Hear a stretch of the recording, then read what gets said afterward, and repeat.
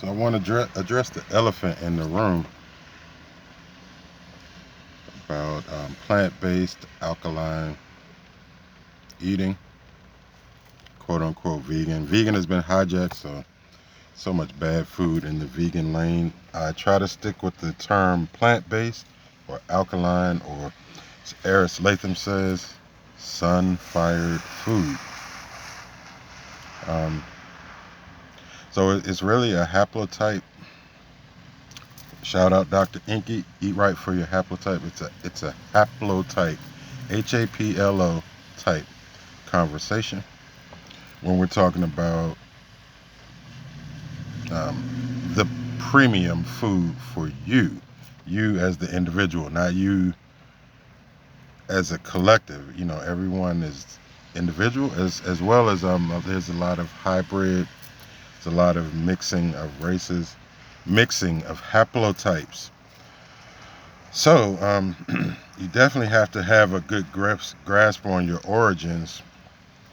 um, One of the biggest examples I can think of is a lot of people like snakes, and they like exotic animals, right? We call them exotic, right? What does that mean? Exotic, the Zaza animals, right? So we got the Zaza animals that we like, the reptiles, the lizards, the snakes, whatever you want to, even the fish. There are a lot of tropical fish. So think about it. When you have a tropical fish, and then, think of haplotype meaning tropical, because that's what the conversation is. We're talking about an equatorial region. We're talking about a people that are from a warmer climate, a tropical climate. That is us, super dark melanated beings. We, we indigenously hail from a dark, well, from a warm region, a very warm region, which is what makes us dark. Well, part of what affects our pigment is our environment, our indigenous environment.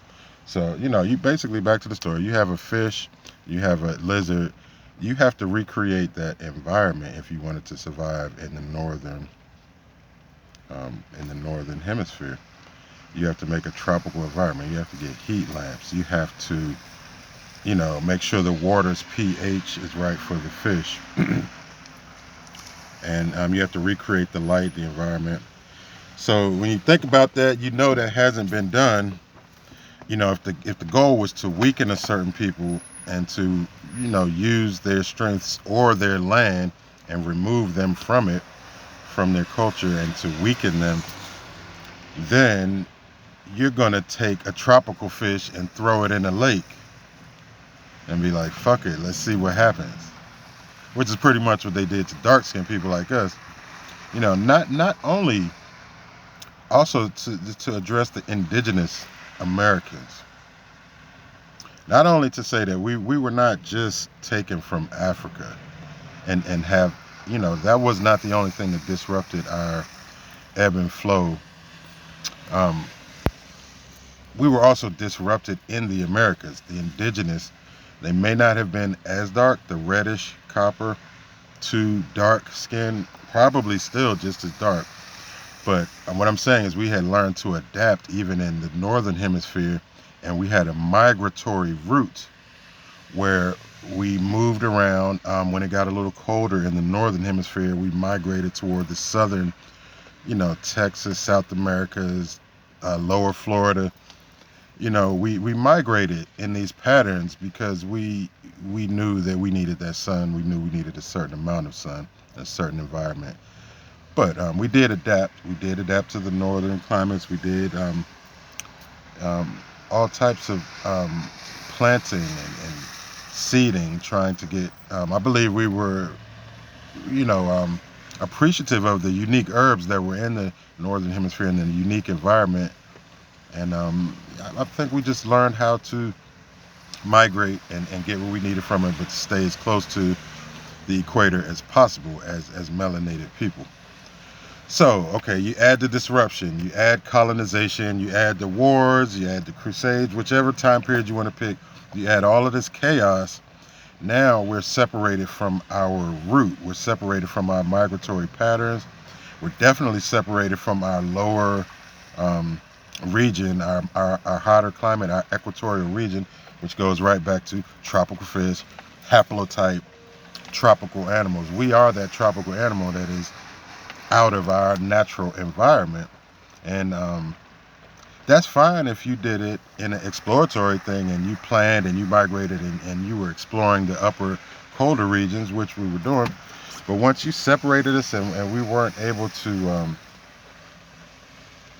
unify all of our efforts, and all of our ley lines, all of our migratory patterns have been disrupted, let alone, disrupt the lineage, the actual haplotype, with inserting and hybrids and rapes and pillaging.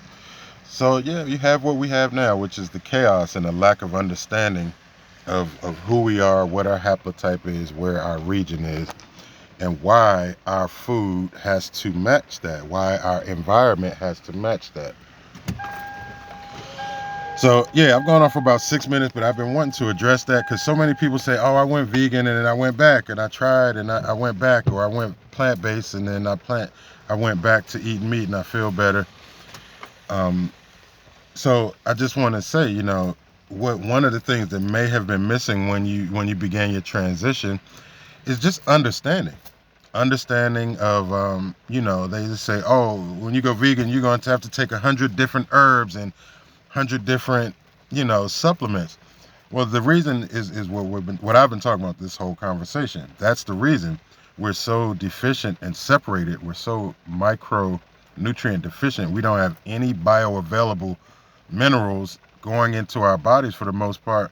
Then yes, you have to do a strict detox if you want to maximize your potential. If you want to, this isn't about, the comments always, oh, everybody dies. This isn't about dying, honestly, when we're talking about diet or haplotype. When we're talking about the haplotype, and the necessary sun and the necessary environment that's needed, we're not talking about dying. We're talking about when you're living, when you're thriving, when you're creating communities, when you're creating kids. What is the environment to have them thrive in?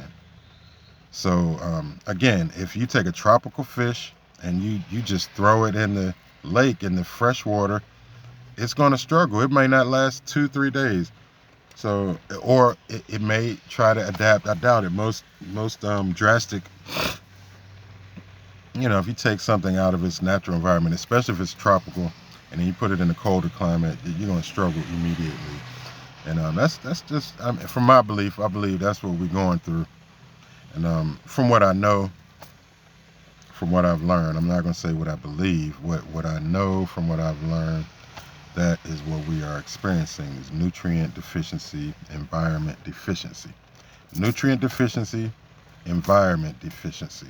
Even before, you try to wrap your mind around why you shouldn't or shouldn't be eating meat, just realize your whole environment is wrong. And then for a lot of us melanated people, and we have to address that. We have to find out, oh, what is my environment, and then what was the indigenous food for that environment. So that's a little journey for each individual to go on, but a lot of the work has been done. A lot of black melanated beings have been studying our healing, studying ourselves, studying how to maximize our potential, how to maximize our food. Another example, we give our car premium gas. If you can afford it, you're going to give your car the best, but then you put regular in your body. So we have to get to the point where we're considering all the time, what is the premium food for my haplotype? What is the premium environment for my haplotype? What is the premium food for my haplotype, and what is the premium environment for my haplotype? And once we get there, we can really start to see our body thrive in a way that we probably couldn't even imagine, because things just happen naturally when you're mineral, when you have the minerals you need, and when you have the environment you need. So yeah, just wanted to address that, like the haplotype and the understanding, like why we are not eating meat. And it has nothing to do with taste, y'all. It has nothing to do with taste. I'm not saying as we eat and enjoy food, and I also take that back. It has everything to do with taste. And once you get in your right environment and get into the right foods and herbs that come from your natural indigenous environment, yeah, taste. That's when your taste buds come back. You don't crave the things that you used to, the American diet anymore, and your taste buds really come back. So yeah, it is about taste. But when I say it's not about taste, I mean in the sense of I tried vegan, I didn't like how it tastes. I tried the mushroom, I didn't like how it tastes. I didn't like the texture, and all of that's real and it's valid. I'm not saying it's not valid. All I'm saying is it's really not about taste. We have to learn to eat for ourselves. Our cells have intelligence. Our actual cells have intelligence um, on a micro level. That's why we talk about the microbiome all the time. That's what a microbiome is always talked about. And there's a microbiome that comes with your indigenous environment because you have indigenous foods, indigenous waters. So yeah, I mean, as we're trying to recreate an environment that we can survive longer and be stronger and have our correct, and all of our consciousness have our correct um, faculties, mind, we want to be, if you want to say ma'at, balanced, we want to be thriving, we want to be living our best, multiplying, producing great seed, great people in this realm that come here or that have been groomed once you got here to be healers, to be doctors, to be builders, astrologists, scientists, geologists. We want our people to be great and really understand who we are. We're going to have to get into our gut and into our microbiome, which is always going to take you back to your indigenous lands and your indigenous environment. So, peace and blessings. I've rambled on for 12 minutes. I hope anybody that listens may get something from it, but stop thinking about it as just, oh, when I put it in my mouth, I didn't like the taste, or I didn't, you have to let some of these processes go through because in these mushrooms and some of these bitters, some of these herbs that you don't like the taste of, these are the things that have the antioxidants, have the vitamin D, have the phosphorus, have the calcium, and I mean bioavailable nutrients, not nutrients that you buy in a pill that somebody, you know, um, not that I'm knocking all supplements and nutrients that are pill form, but we have to learn to get this stuff from the source, from the earth. We have to learn to grow it, and we have to know what it is, and that's one of the first steps is just knowing. So let's get back into knowing who we are, knowing what our gut needs, knowing what our environment, our indigenous environment was, and how to correct that so we can get the best of our experience in this realm. Peace and blessings. Peace and blessings to the gods and goddesses and anyone that has listened. Shout out to all the great teachers in the history of the planet. All of the writers, note takers, symbol leavers, sigil leavers, crystal seed, all the star seed. Peace out to all of the light and all of the dark beings. All of the, peace and blessings. Y'all are here, we are here. There's dark and light. There's always going to be some sort of friction in between. But through all of that, let's realize who we are so that we can be the best beings the best version of ourselves that we want to be. Peace.